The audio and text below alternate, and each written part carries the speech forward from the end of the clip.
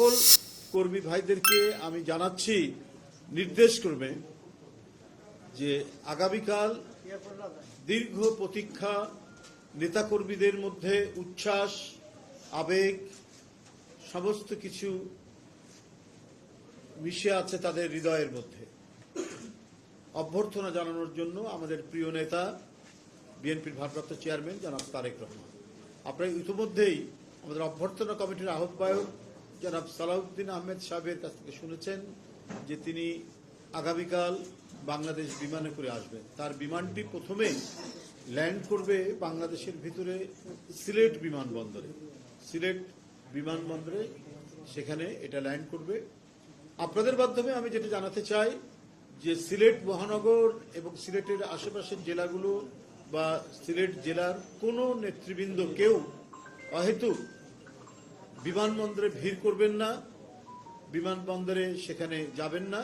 উনি ওই বিমানেই ঢাকায় এসে পৌঁছাবেন এবং ঢাকায় উনাকে আমরা এখানে তার আয়োজনের যে প্রস্তুতি নিচ্ছি তাকে তিনি আসবেন, এসে তার মা দেশনেত্রী বেগম খালেদা জিয়া আমাদের গণতন্ত্রের প্রতীক, সংগ্রামের প্রতীক, এদেশের এক মহান জাতীয় নেতা, তিনি আজ জীবন সন্ধিক্ষণে, জীবন সংকটে এভারকেয়ার হাসপাতালে রয়েছেন। তাকে দেখার জন্য তিনি আসবেন। দেখার পথে, দেখতে যাওয়ার পথে তিনি দেশবাসীর উদ্দেশ্যে শুভেচ্ছা ধন্যবাদ জানাবেন।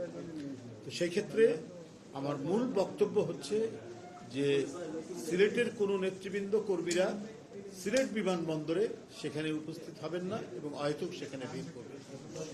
এটি আপনাদের মাধ্যমে আমি সিলেটবাসী এবং সিলেটের বিএনপির যত নেতৃবৃন্দ রয়েছেন মহানগর, জেলা এবং আশেপাশের জেলার সকলকে অবহিত করলাম। ধন্যবাদ।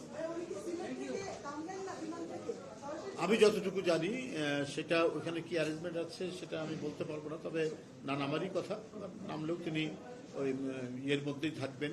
আমি ওই বিষয়টা এখনো জানি না, না নামবেন কি নামবেন না, তবে সেখানে আমাদের নেতাকর্মীরা কেউ ভিড় করবেন, যাবে না।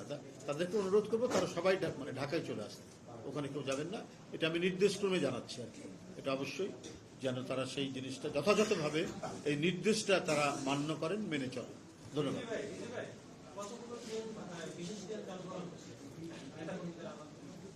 বেশ কয়েকটা, এখন মানে যথার্থ মানে এক্সাক্ট সংখ্যাটাই বলতে পারবো না। 7 রুটে মানে এটাই করা হয়েছে। আমি পরবর্তীতে কোনো ব্রিফিংয়ে আমি টোটালটা জেনে আমি আপনাদের জানাবো। ধন্যবাদ। আচ্ছা দেখি, আমি খোঁজ নিয়ে দেখি।